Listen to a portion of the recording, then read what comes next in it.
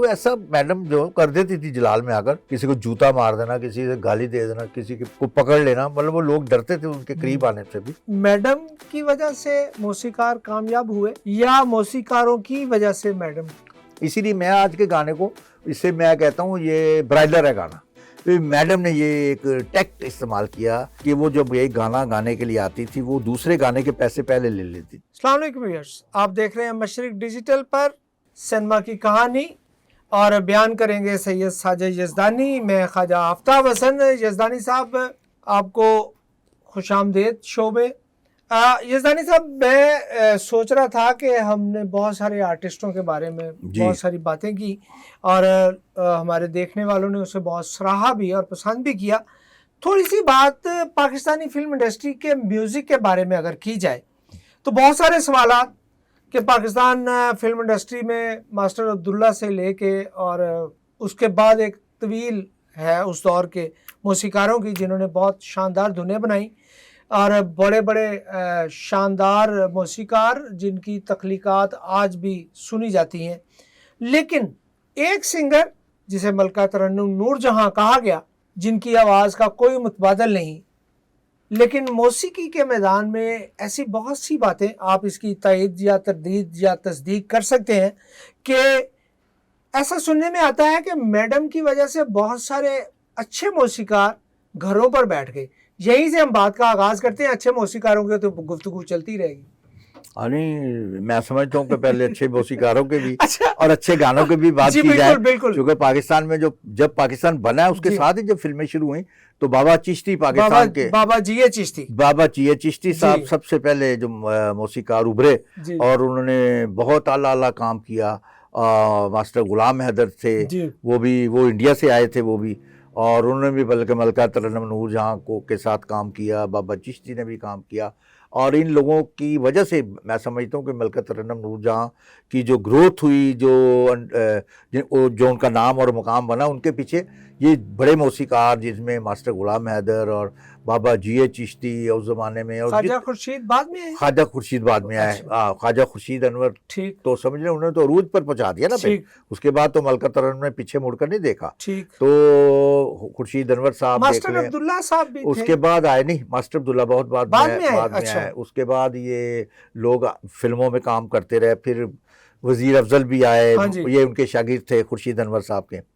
फिर बख्शी वजीर भी आए, मास्टर अब्दुल्ला साहब आए। मास्टर अब्दुल्ला भी बड़े गुनी मौसीकारों में उनका शुमार होता था। उनको भी पहला चांस अनवर कमाल पाशा साहब ने दिया था। और कहते हैं कि वो जब गाने के लिए, वो पहली दफ़ा सूरजमुखी का एक गाना था मेरे ख्याल, पहली फिल्म थी उनकी, तो उसके लिए वो गाना सुनाने के लिए जब बुलाया गया मैडम नूरजहां को, उन्होंने कहा कौन है मौसीकार? उन्होंने कहा ये है। उन्होंने कहा सुनाओ भी कौन से? उन्होंने मास्टर साहब ने साथ उनके ढोलक वाला था, वो तर्ज बनाई, गालबन उनके घर पे जाके सुनाया, उनके घर में गई जब, अगर मैं गलत नहीं। हाँ जी बिल्कुल सही आपने सुना कि वो फिर उनके घर में गए, उनके वो गाना सुनाया तो मैडम को पहले तो पसंद नहीं आया। उन्होंने कहा कि ये क्या गाना है, ये चूँकि नया था इसलिए उनको भाया नहीं बात, लेकिन समझ तो उनको आगे गाना ये बंदा। फिर बाद में अनवर कमाल पाशा साहब ने उन्हें कहा कि आपने उसका दिल ही तोड़ दिया उस बच्चे का, उसको मैं लेकर आया हूँ और अब उनको दोबारा सुने। एक दफ़ा उन्हें आप खुद सुने, दिल से सुने, देखें कि आपको ये गाना, ये आप ही के लिए बनाया गया गाना। जब उन्होंने सुना तो उन्होंने कहा गाना तो वाकई बड़े रूह से बनाया। उन्होंने कहा मैडम जी आप रिकॉर्डिंग रूम में आएंगे, जब पूरे साज़ों के साथ मैं आपको करूँगा अरेंजमेंट के साथ, तो आपको पसंद आएगा। फिर उन्होंने जब किया तो वो तो मैडम इनाम देने पर मजबूर हो गए। उन्होंने कहा आपने इतनी अच्छी तर्ज बनाई। तो वो फिल्म, पहली फिल्म से ही मास्टर अब्दुल्ला हो गए। चूँकि मैडम जी ने भी तारीफ़ कर दिया, खुद वो काम करने वाले थे, तो वो उन्होंने बड़ा जल्दी अपने फ़न का लोहा मनवाया। मास्टर रफ़ीक अली भी थे, मास्टर आशिक हुसैन, देखो उस ज़माने में जो पहली जुबरू बनी ब्लैक एंड वाइट के ज़माने में, अकमल की फिल्म जो थी यास्मीन के साथ, उसमें पहली दफ़ा उन्होंने काम, ये दमादम कलंदर जो धमाल है, पहली दफ़ा उन्होंने बनाई। लोग कहते हैं नज़ीर अली ने बनाई थी, नहीं, उन्होंने सबसे पहले बनाई थी। और वो फिल्म आशिक हुसैन भी उस ज़माने में बड़ा चले। तो बड़े मौसीकार थे और जिनसे मलका तरन्नुम ने इस्तेफादा किया और इन लोगों के साथ काम करके ही मलका तरन्नुम नूरजहां बनी। बल्कि एक दफ़ा तो ये भी हुआ कि मैडम नूरजहां जो थी वो नाराज़ हो गई। एक नए मौसीकार थे, उस ज़माने में नए थे, वो खैर बुज़ुर्ग थे, शहरयार से, मियाँ शहरयार, टीवी के लिए काम करते हैं। वो एक फ़िल्म भी दे रहे थे तो मौसीकी, तो मैडम ने उनको नापसंदी का इज़हार किया। तो उन्होंने कहा ठीक है, अगर उन्होंने मुझे नापसंद किया तो मैं भी नापसंद करता हूँ। बाबा जी गुस्से में आ गए, उन्होंने एक नई लड़की मुतारफ कराई जिसका नाम था नसीम बेगम। वो ऐसी खड़ी हुई मैडम नूर जहाँ के सामने कि मैडम नूर जहाँ को जो है मियां शहरयार साहब ने मियां से बाबा शहरयार कहते थे, शहरयार। मियां शहरयार, ठीक। ये हरबतपुरा के इलाके में रहते थे, ठीक। पीटीवी के लिए ज्यादा काम करते थे। बाद में अच्छा। शुरू में फिल्में की, लेकिन फिल्म इंडस्ट्री में चूंकि मैडम का राज था तो वो ज्यादा फिर वो कामयाब ना हो सके। लेकिन वो नसीम बेगम जो थी वो निकल गई, क्योंकि उनकी आवाज़ इतनी अच्छी थी। टीवी रेडियो फिल्म वालों ने हाथों हाथ लिया, तो उसकी वो असल में शागिर्दा थी उन्हीं की, शहरयार की। अच्छा। उन्होंने पॉलिश करके उसको भेजा था, उन्होंने उसके मुकाबले में खड़ा कर दिया, तो वो बाद में पछताते नहीं। वो कहती थी मियाँ शहरयार तू मेरे मुकाबले दे की काम किया। मियाँ साहब हंसते थे, कहते मैडम जी मैं तुहानू कहा सी ना कि काम दा आखिर कोई नहीं होता, सही। हर बंदा जो है वो कोई भी आ सकता है आपके मुकाबले में। फिर रूना लाला जब आई तब भी टफ टाइम दिया उन्होंने मैडम नूर जहाँ को, और बंगालन खातून और उर्दू और गाना उनके लिए कितना मुश्किल होगा। तो उनके सामने उन्होंने पंजाबी का गाना गा दिए, पंजाबी के जब गाने गाए उस वक्त मैडम के लिए चैलेंज हो गया। उन्हें समझ आ गई कि उर्दू तो लोग बांट लेंगे, कोई काम मैं गा लूंगी, कोई ये गा लेगी, लेकिन पंजाबी फिल्म में तो मेरा अरूज है, मेरा होल्ड है। पंजाबी कौन ऐसी गाने गाएगा, दो दिल एक दूजे को दूर हो गए, वो मैडम ने उसने गा दिया। वो पंजाबी और इतनी ठेठ पंजाबी में बोलते उसके, तो वो बंगालन लड़की ने गा दिया और इतना अच्छा गाया कि मैडम ने तो फिर उसको उन्होंने नहीं टिकने दिया। उन्होंने कहा भाई ये कहाँ से आ गए। उन्होंने फिर और भी गाने गाए, मगर वो मुकाबला करती नहीं जब तक उनमें हिम्मत रही। लेकिन चूंकि सकूते ढाका हो गया, वो मगर बन गया, अलग देश बन गया बांग्लादेश, तो फिर वो लोग जो जहाँ से बंगला गाने वाले थे या बंगला साजिंदे या बंगला फनकार, वो आस्ता आस्ता जैसे रहमान थे अदाकार या दूसरे, वो चले गए यहाँ से, हिजरत कर गए, क्योंकि उनके लिए ये यहाँ कुछ ऐसा साजगार माहौल नहीं था। वो समझ रहे थे कि बाद में क्या होगा, अब ये हाल है तो बाद में क्या होगा, इसलिए वो अपने आप को गैर महफूज समझते वो यहाँ से चले गए। मैडम जी ने तो किसी को अपने सामने नहीं टिकने दिया जब तक वो रही। रूना लाला के बारे में कहा ऐसी बातें सुनने को आती हैं कि शायद उनको मैडम से कुछ मार भी पड़ी। हाँ जाहिर है, वो उन्होंने कहा तुमने मेरे सामने बदतमीजी की है। अच्छा। हाँ, तो थप्पड़ सीर कर दिया। तो ऐसा मैडम जो कर देती थी जलाल में आकर, किसी को जूता मार देना, किसी से गाली दे देना, किसी को पकड़ लेना, मतलब वो लोग डरते थे उनके करीब आने से भी कि हद छुट भी थी वो। तो वो मैडम का एक रवैया अपना एक अलहदा था, ये शख्सियत अलहदा थी, गायकी वो अलग थी चीज़। तो वो जितनी मेहरबान थी उतनी गर्म मजाज भी थी। तो जब किसी पे फिदा होती तो वो सब कुछ जान तो मास्टर अब्दुल्ला पे बहुत अच्छा रही। वो नहीं, अशरफ अपना नज़ीर अली पर एक ज़माने में ऐसी फिदा थी कि वो मैडम करते थे। तो हर फिल्म जो नज़ीर अली के बगैर वो करती नहीं थी। फिर बजात अतरे का दौर एंड पर आ गया, फिर ताफो आए एंड पर। बात ये कि वो जिस पर फेफ्ता हो जाती या जिस पर हाथ रख देती, फिर उसमें कामयाबी का हुमा था उनके सर पर बैठा हुआ। वो भी एक लकी भी थी कि वो जिनके सर पे हाथ रखती वो आगे निकल जाता था और कामयाब हो जाता। अच्छा यज़दानी साहब, मैडम की वजह से मौसीकार कामयाब हुए या मौसीकारों की वजह से मैडम? हाँ, बहुत अच्छा सवाल आपने किया कि ये सवाल सोचने वाला है, समझने वाला है, ये तारीख का एक हिस्सा बनेगा। क्योंकि कि मैडम की वजह से बहुत से मौसीकार बने, बिल्कुल ये भी सही है, और मैडम बहुत से मौसीकारों की वजह से बनी, ये भी। आपके सवाल के में दो जवाब हैं और दोनों इस आपके सवाल के अंदर मौजूद हैं। अच्छा। क्योंकि बहुत से मौसीकारों का नाम लिया जा सकता है कि जो उनकी वजह से बने, ठीक, और बहुत सी ऐसी है कि जिनकी वजह से मैडम बनी, कि जो उन्होंने बना दिया, मास्टर नैज हुसैन ने, मास्टर अब्दुल्ला ने और बड़े लोगों ने जो बना दिया, मैडम ने गाया वो हिट हो गया। बिल्कुल ठीक। उन्होंने बाजे पे जो हाथ रखा, जो छेड़ा, साज को छेड़ा, तो मैडम भी हिल गई कि ये क्या गाना बना दिया, जानलेवा। तो ऐसे भी थे जो उन्होंने हल्की बनाई, मैडम ने गुजारा कर लिया उस पर, उनको फिर हाथ रखा कि उनको थोड़ी सी हौसला दिया, उनको आगे खड़ा कर दिया। वो बन तो नहीं सके, लेकिन ये कि मैडम की वजह से चलते रहे, कि मैडम के आशीर्वाद हासिल है। अच्छा, इस वजह से चलते रहे। है ये दुरुस्त है कि मैडम की वजह से बहुत सारे मौसीकारों को घर पे बैठना पड़ गया? ये भी हुआ चूंकि मैडम जो थी मूडी थी, जैसा कि मैंने पहले बताया कि वो अपने मूड की थी, और मूड भी ऐसा कि काम के मामले में तो वो कंप्रोमाइज़ नहीं करती थी। लेकिन जब उम्र की इस हिस्से में आ गई कि जब उनकी थोड़ा सा आवाज़ का मसला या गले का मसला या सांस का मसला बनता है, जब एक उम्र आती है जब बंदा अपने सांस को कंट्रोल नहीं कर सकता, अपनी आवाज़ पर काबू नहीं पा। हर उम्र में तो नहीं होता कि आपकी आवाज़ खिली रहे, बुढ़ापे में एक आवाज़ का और तासुर, बचपन में और होता है, जवानी में और, ताजगी गुफ्तगी तो वो बुढ़ापे में तो नहीं हो सकती।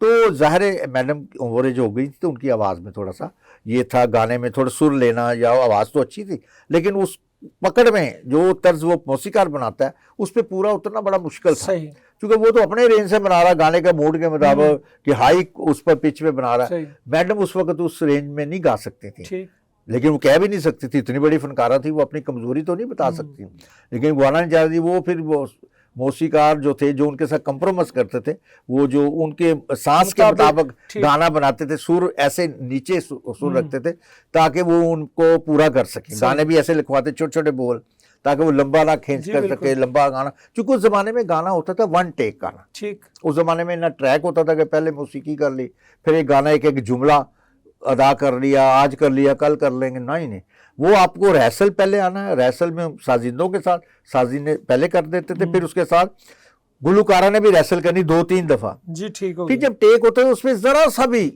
अगर कोई बंसरी वाला रह गया या तबले वाले की एक थाप गलत हो गई, वो पूरा गाना दोबारा काट, अब दोबारा आएगी, फिर अलग बे से शुरू हुआ ये तक, उसमें जरा सा भी कुल आ गई, जरा सी किसी सांस का मसला को रुक गया या उन्होंने सुना, फिर दोबारा मौसीकार उन्होंने कहा नहीं जी एक दफ़ा और टेक, एक दफ़ा और। अब नहीं है, अब तो जब मर्जी आप गाना कर लें, आप दिन में आप सिर्फ नसर बोलें, अलग बे पेटे वो जोड़ कर आपको गाना बना देगा, मशीनें आ गई हैं। इसीलिए मैं आज के गाने को, इससे मैं कहता हूँ ये ब्राइलर है गाना, अच्छा, क्योंकि ये गाना चार, इसीलिए गाना हिट नहीं हो रहा। आप देख रहे हैं पिछला 20-25 साल से कोई गाना इसलिए कि वो उसी वक्त मर जाता है, वो मुर्गी जैसे खड़ा नहीं हो सकती, इसमें इस गाने में दम नहीं होता। अब 60 साल पुराना आपको गाना याद होगा, 20 साल पुराना, 30 साल पुराना भी गाना आपको, बच्चों को भी याद है, बड़ों को भी। लोग अब गाने वही गाकर आगे आ रही हैं, बच्चियां बच्चे, मुकाबले होते हैं जो पाकिस्तान आइडियल हुआ, दूसरे हुए, तीसरे, तो वो सब उसमें वही गाने गाते हैं। और रिकॉर्ड पे भी जो नए नए आती हैं गुलकार हैं वही पुराने गाने गा रहे हैं, तो वो गाना आज तक चूंकि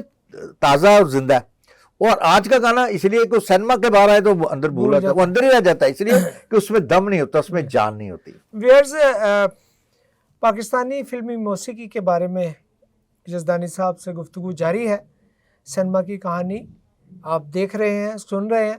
एक छोटे से वक्फे के बाद हम दोबारा हाजिर होंगे, मिलते हैं एक ब्रेक के बाद। खालिक ने कायनात तख्लीक की, इंसान ने ज़मीन पर बस्तियां बसाई, तारीखी इमारतें माजी को हाल में जिंदा रखती हैं, नई जमालियात की तश्कील करती हैं। शहरी और सनती मुआशरत, माहौलियाती तब्दीलियाँ, फैलते शहरों और बदलते समाज से मुतल्लिक शहर आसार में सवालात उठाएंगे, शहरों के जदीद बदलाव का तज्जिया करेंगे, अर्बन इशूज़ पर बात होगी, हेरिटेज के तहफ़्फ़ुज़ को ज़ेरे बहस लाएंगे। देखते रहिए शहर आसार, मशरिक डिजिटल पर गाफिर शहजाद के साथ। वेलकम बैक जी। यज़दानी साहब, आपके ख्याल में पाकिस्तानी फिल्म का जो सबसे बड़ा मौसीकार है, आप किसको रेट करते हैं आज तक? कोई दुरानिए की मैं बात नहीं कर रहा कि इस अरसे से इस अरसे तक, क्योंकि जो हमने सुना है या पढ़ा है उसमें यह भी है कि ख्वाजा खुर्शीद अनवर को ये खूबी थी कि वो माचिस की डिबिया पर धुन तख्लीक कर दिया करते थे। ऐसे ही है। और ऐसा भी सुनने में आता है कि पहले म्यूजिक तरतीब दिया जाता था, शायरी उसके बाद लिखी जाती थी। जी, पहले ऐसा भी होता था, अब भी होता है। अच्छा। अब भी होता है, अब भी बहुत से तो मौसीकार के लिए मतलब एक कही हुई बात को तरतीब देना, धुन ज्यादातर ऐसे ही होता है। फिल्म का काम जो है वो ज्यादा ऐसे ही होता है। अच्छा। शुरू से होता है कि म्यूजिक पहले बनाते हैं, अच्छा, उसके बाद तर्ज वो उस पर गाने बोल लिखते हैं। ठीक। लेकिन जो अच्छे शायर थे वो कहते थे कि नहीं, आप मेरी शायरी पर आप बनाएं, ठीक, ताकि आपको मेहनत करनी पड़े। वो आपकी की कराई पर मैं आप बोल सिर्फ भर, वो तो फिर मैंने सिर्फ उसमें लफ्ज भरने हैं, वजन का मैं फीलिंग करनी, नहीं, ये शायरी नहीं है। अच्छा। ये तुकबंदी के इसको पूरा करना है, ठीक, ये नहीं। असल मौसीकी यही है कि आप जो है वो पहले गाना लिखें, वो गाना जो है वो मौसीकार को दिया जाए, वो सुनेगा, पढ़ेगा, वो पूछेगा ये किस वक्त का है, वो राग उस वक्त सिचुएशन राग किस वक्त गा रही है, रात को दिन को कौन सा लगेगा राग। अच्छा, वो ये सारे इंतखाब करते थे मौसीकार, ख्याल रखते थे कि ये किस वक्त का है, ये दरबार में है तो दरबारी होगा, पहाड़ में तो पहाड़ी राग पहाड़ी, ये सारा अब नहीं होता। अब तो अगर उसने पहले बना दी पहाड़ी तो वो क्या लिखेगा, वो तो दरबार में होना नहीं हो सकता। अच्छा। तो उस जमाने में भी सारे जो अब भी जो अच्छे शायर हैं वो नहीं लिखते, इसीलिए बहुत से अदीब राइटर वो उन्होंने फिल्मों के लिए नहीं लिखा, बड़ा अच्छी शायर थे लेकिन फिल्म, अहमद नदीम कासमी ने लिखा ही नहीं फिल्म के लिए, लिखते नहीं थे, क्योंकि वो कहते थे यार वो मुझे कहते हैं उस पर बनाओ, मैं नहीं लिख सकता मैं अपनी शायरी को कह देता हूँ कि आप बनाएं, ठीक। बनाए। फराज साहब ने दी, उन्होंने उसकी शायरी पर ही बनाया जिन्होंने बनाया। जाकर इजाजत लीजिए, हमने ये मौसीकी बनाई आपकी, तो ऐसे ही फैज़ की कोई गज़ल इस्तेमाल कर ली, मनीर ने ये फिल्मी उस पर नहीं। जो फिल्मी शायर थे जो सिर्फ फिल्म के लिए, वो चूंकि वक्त गुजारा, उन्होंने उस टाइम पास करना है और वहाँ इंडस्ट्री में रहना, सिर्फ फिल्मी शायरी करनी है, तो फिल्म वालों के साथ बना के रखनी है। मौसीकार से भी चूंकि उसने जगह जगह जाके वो गाने सुनाने, उसने कहना भी 2-4 बोल जो है ना ये मैंने बनाए, ये तो लिख दो, तो मैं आगे जाके सुनाऊंगा, तुम्हारा गाना रखवा दूंगा। तो फिल्मी शायरी और फिल्मी जो म्यूजिक है ये अलग अलग चीज़ें दोनों। तो उस जमाने में जैसा कि आपने कहा कि ये काम शुरू से भी कुछ लोग करते थे, ये भी जब लेके चले जाते थे गाना, जब ख्वाजा खुर्शीद अनवर साहब, तो माचिस की डीप है उसके तर्ज बनाते थे, उसकी धुन बनाते थे, क्योंकि उन्हें साज बजाना नहीं आता था। वो कोई इस खानदान से भी ताल्लुक नहीं रखते थे, ना म्यूजिक उनके घर में पढ़ा जाता था ना सुना जाता था। वो एक अच्छे ब्यूरोक्रेट कराने से ताल्लुक था। नायत पढ़ी CSS किया वो जिस बंदे ने, और म्यूजिक दे रहा, जिसको आज हमारे यहाँ हम क्या कहते हैं उसको लेक्चर जबान में बरासी, जो बंदा ये मेज बजा रहा होगा, ये मरासपुरा क्या लगा रखा है, तो वो बंदा जो CSS करके डिब्बी बजा रहा है, वो ये काम कर रहा है जिसको हम बुरा समझ रहे हैं, तो उसने उस पर महराज पाई। पाकिस्तानी तारीख का सबसे बड़ा मौसीकार हुआ है। अब उसके बाद देखें मास्टर इनायत सैन, वो तो उनके घर का था, उन्हीं के खानदान से मास्टर इनायत सैन, मास्टर अब्दुल्ला आए, फिर उन्हीं का खानदान, ये सारा जो था ये एक खानदान था। फिर मास्टर सिर्फ ख्वाजा साहब बाहर से थे, बाकी ये सिलसिला चल पड़ा, ये बाकी वो खानदान था एक सारा, जिसको आप मौसीकी का घराने कह लो, जो भी नाम ले लें उसका, तो मौसीकी का उनके घर में थी, वो तो सब मौसीकार। लेकिन ये जो बाहर से आए ना, आउट से, ये इनका बड़ा काम है। इसके अलावा सुहेल राणा वहां से कराची से आए, इसी तरह और भी 2-4 बंदे आए थे बाहर से। निसार बज़मी, लेकिन नहीं, निसार बज़मी तो बकायदा शुरू से मौसीकार, हाँ, वो कव्वाली गाते रहे शुरू में, इब्तिदा इंडिया में खुद कव्वाली का शोबा था। फिर उसके बाद उन्होंने अच्छा यज़दानी साहब, नहीद अख्तर, महनाज ने और अफशा बेगम समेत और भी सिंगर्स ने उसी दौर में बहुत अच्छा गाया और बहुत सारे हिट गाने दिए, जो मलका तरन्नुम के अरूज का दौर था। आप बताते हैं कि मलका तरन्नुम किसी को टिकने नहीं देती थी, खातर में नहीं, तो फिर ये अफशा बेगम, और उन्होंने पंजाबी में बहुत गाया, नाहीद अख्तर, वो कैसे सरवाइव कर पाई? हाँ, ये बड़ा अच्छा सवाल आपका। रूना लैला का तो आपने बता दिया, हाँ, लेकिन ये देखे ना, रूना लैला ने उस दौर में मतलब 20 बहुत सारे, बिल्कुल बहुत गाना गाया। उस जमाने में भी आप गाने की तादाद देखेंगे तो मैडम से उस जमाने में ज्यादा मैं गिनूं सारे फिल्म के गाने उन्होंने गाए थे। बल्कि निसार बज़मी साहब का तो ये था कि वो 6 गाने उनसे गवाते थे, एक नूरजहां से आखिरी। मैडम का झगड़ा ये था, मैंने कहा बाकी क्यों नहीं आप मुझसे, हमारा जाना था कि सारे गाने लोगों ने गाए, मैंने एक गाना, अंजुमन के सारे गाने रूना लैला ने गाए, एक गाना आसरा के सारे, इस तरह वो गाने जो निसार बज़मी साहब वो एक गाना रखते थे। वो कहते थे बात ये कि आपकी आवाज जो है वो मुजरे के लिए सही है। अच्छा, आखिरी जो मुजरा होता था ना, आखिरी गीत सुनाने के लिए आए, आपकी आवाज वो बच्चियों पर सूट नहीं करती। अच्छा, अब उनको नहीं करती, मौसीकार है, वो एक मुस्तनद हस्ती हैं तो वो कह सकते हैं ये बात। तो उसकी ये चिढ़ थी, लड़ाई थी उनके साथ, तो वो भी इसलिए काम करती थी, मैं इनके साथ काम नहीं करना। तो उस दौर में उनको काम मिला, वो जो मौसीकार जो बागी थे, जो उससे बगावत करते थे, मैडम नूरजहां थे, वो सारे गाने उससे लगाते थे, नाहीद अख्तर से, महनाज से, अफशा से। वो फिर कुछ लोग वो उस घेरे को तोड़ भी देते थे, जो उनका सार था उससे बाहर भी निकल आते थे। कुछ डायरेक्टर बड़े मजबूत होते थे, वो कहते थे मेरी मर्जी, आप तो उसमें नहीं, आपने गाना लिया, उसके पैसे लिए गाने गाए। मैडम ने ये एक टेक्ट इस्तेमाल किया कि वो जब एक गाना गाने के लिए आती थी, वो दूसरे गाने के पैसे पहले ले लेती थी। वो कहती थी आप आए ख्वाजा साहब के, आपने कहा जी मेरा ये गाना गाना है, आपने कहा ये गाना हो गया ये गाना, इतने पैसे आ गए, ये आ गए। उसने कहा जी अगला गाना किधर है, अब आपको जरूरत नहीं है कि आप मैडम जरूर जाके सामने कहा जी अगला गाना किसी और का नाम ले अख्तर का है, आपका अगला गाना महनाज का है, अगला गाना आपने मैडम आपका, ये तो फिर मेरा ही है, तो पैसे लाओ। अब उन्होंने 6 गाने बाद दफा फिर ये हो गया, फिर इससे भी ज्यादा आगे बढ़ गई। उन्होंने कहा भी गाने कितने अच्छे हैं, तो 6 के पैसे दे दो, जब मर्जी करवा लेना, पैसे तो दो। वो फिर ये होता था कि वो बाउंड हो गया। फिर ये दौर, फिर आया वो दौर, जो आखिरी दौर जो था वो 8-8 गानों वाला फिर आया, वो था जिसमें नूरजहां गए, तो उसमें आपने देख लें। अच्छा, उसकी वजह ये बनी कि पेमेंट एडवांस हो गई। उन्होंने कहा जी आपने जितने 12 गाने हैं तो 12 के पैसे रखने यहाँ पे, आप पेमेंट दें, अपने करने नहीं है, आज बता दें नहीं करने तो ना करें, कोई बात नहीं। आपने कहा जी मैंने तो बनानी, आपने बनानी है ना, फिर तो फिर आप पैसे इसके दे दे। अब आपके पैसे बाउंड है, आपने नूर जहां कोई बुलाना, आपने किसी और को तो नहीं बुला सकना। तो ये एक टैक्ट था फिर उनका, बड़ा कामयाब रहा, एंड तक मरते दम तक उनका रहा। वो जब तक वो इंतकाल नहीं उनका हो गया, वो उस पर कायम रही। उस दौरान बाकी सारी फिर गायब, आउट हो गई। अच्छा। वो आज खुद ही हो गई, चूंकि काम ही नहीं रहा तो। मौसीकार ने या फिल्मसार ने रिजू ही नहीं किया उन पर कि भाई आप जाएं, क्योंकि पैसे दिए हुए ठीक। वहां जाएंगे।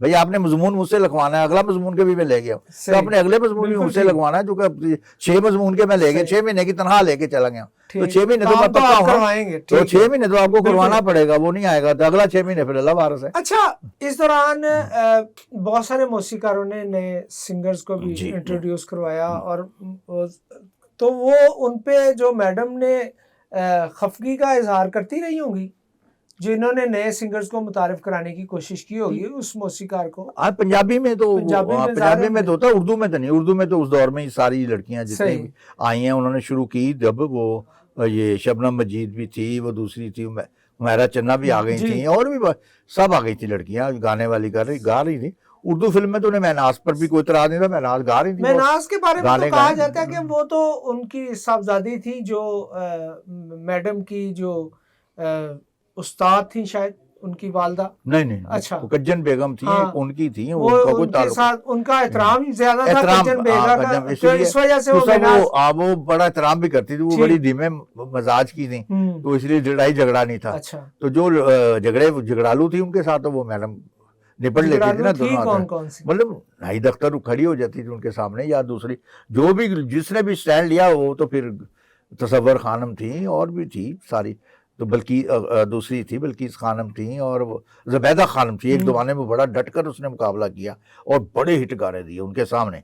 तो उस जमाने के मौसीकार भी बड़े सख्त थे शुरू के दौर के, वो कंप्रोमाइज नहीं करते, बोलते मैडम ये गाना आपका, ये उसका है, सही, या आप नहीं गा सकती, ये आपके मजाज के नहीं, ना आपको मैं गवा कर जाया करूंगा, ठीक, लिहाजा उसको कायल कर लेते थे। वो कहते ये आपके उस रेंज में नहीं है, सही, आप एक अच्छा गाना सोबर गाएंगी तो आप ये गाना गाएं। सही। तो शुरू के जो मौसीकार थे वो बनाते ही उन लोगों के लिए थे जिन्होंने गाना है, और वो कहते थे ये गाना मैंने उनके लिए बनाया तो वो ही गाएंगी, सही, मैं नहीं काम करता वरना। तो वो फिल्म साज के लिए मसला बन जाता सही। था। फिर फिल्म साज के लिए सूरत भी थी कि वो सस्ती रेट हाँ उनका जी, जो बिल्कुल, पैसे मुआवजा कम था, जी, जी। तो वो कहते चलो ये ज्यादा ये प्रोड्यूसर के हक में है, चूंकि मौसीकार, वो मौसीकार को भी पक्का रखते थे, मौसीकार आगे गुलूकार भी पक्का, क्योंकि वो कहता था ये मेरी फेवर में जा रहा है कि पैसे को इतना बजटिंग में फर्क पड़ेगा, 6 गाने उसके, एक आध गाना मैडम नूर जहां रख लेते हैं। अच्छा, से सर, लेते हैं।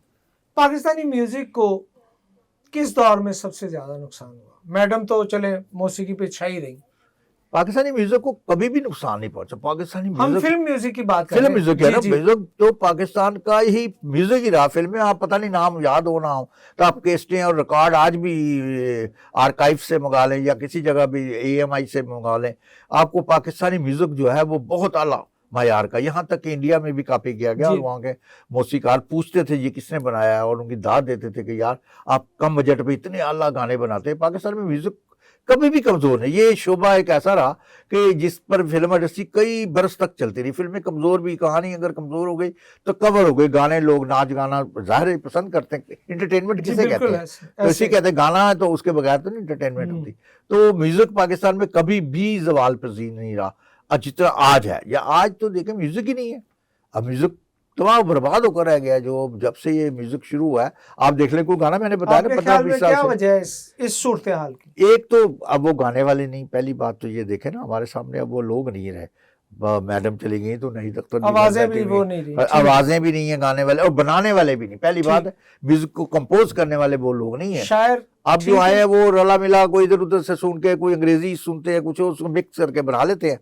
वो इधर उधर का म्यूजिक, फॉरेन म्यूजिक भी सुनते हैं, उनमें से भी निकाल लेते हैं, क्योंकि वो उनमें से मिक्स करते हैं। अब वो मिक्सिंग है, रीमिक्सिंग कह लें, अच्छा, गाने नहीं है, रीमिक्सिंग है। ठीक, जो ओरिजिनल गाना है वो खत्म होकर रह गया, दम तोड़ गया ओरिजिनल म्यूजिक को। उसके लिए मेहनत करनी पड़ेगी, ठीक, आपको पहले शायरी ढूंढनी पड़ेगी, अच्छी अच्छी आवाज सुननी पड़ेगी, अच्छे बोल लाने पड़ेंगे, वो बड़े लवाजमान सिचुएशनल है। शायरी तो वैसे भी मेरा ख्याल अब शायद है भी नहीं, नहीं, मुश्किल हो गया, अब ना शायर नजर आया दूर दूर तक। और आप देखें ना, सिचुएशन के मुताबिक आज लिखना। आप फिल्म शुरू करना चाहें तो आपके पास पास कोई अच्छा सॉन्ग राइटर नहीं है। फिर उसके बाद आवाज़ें आप कहाँ से लाएंगे इतनी रेंजर वाली जो स्क्रीन भर दें, क्योंकि बड़ी स्क्रीन होती है इसकी आवाज़ ये रेडियो टीवी वाली जो नहीं खपती, ये जचती है कि बड़ी आवाज़ हो, जो फैलाओ जिसका हो। मैडम दूर जाके आवाज़ में जो स्क्रीन भर देती थी उनमें यही सबसे बड़ी क्वालिटी थी कि उनकी आवाज़ जो थी उसके सामने दूसरी इसलिए नहीं जचती थी कि मैडम की आवाज़ जो थी वो स्क्रीन, बड़ी स्क्रीन के लिए बनी थी, कुदरती बात है। तो वो उसको अल्लाह ने इज्जत दी हुई थी। तो जो अब दौर आया वो उसमें बहुत कम लोग हैं जो है उसके करीब भी है, करीब भी नहीं है मैं समझता हूँ। बस ये गुजारा हो रहा है चूंकि म्यूजिक के नाम पर म्यूजिक बज रहा है, बस म्यूजिक है चूंकि म्यूजिक है, तो इसमें कोई वो जिंदगी की लहर नहीं कि वो जिंदा रहेगा ना। उनकी मैंने बताया ना उसमें रहने वाला म्यूजिक नहीं, याद रखने वाला म्यूजिक नहीं, या वो नहीं जो आपको सुरूर दे। आप तन्हाई में बैठ के गाने सुनते थे, लोग छतों पर जाकर गाने सुनते थे, फरमाइश करके गाने सुनते थे, तो ये टेप लाते फिर रेडियो कार्ड पे लगा कर फिरते होते थे एक जमाने में। अब तो हेडफोन है ना, तो लेकिन अब तो वो म्यूजिक है, बस रिदम है। अब रिदम रह गया, गाना नहीं रह गया, अब रिदम पर लोग नाच रहे हैं बस। व्यूअर्स, ये था आज का प्रोग्राम सिनेमा की कहानी सैयद साजिद यज़दानी की ज़ुबानी। आइंदा भी हम मुख्तलिफ मौज़ूआत पर यज़दानी साहब की यादाश्तें शेयर करेंगे और इनकी इंफॉर्मेशन जो इन्होंने अपने 55 साल सहाफ़ती कैरियर में देखा, सुना और लिखा, उसको आपके सामने लेकर आएंगे। अपना बहुत सारा ख्याल रखिएगा। ख्वाजा आफ्ताब हसन को इजाज़त दीजिए। अल्लाह ने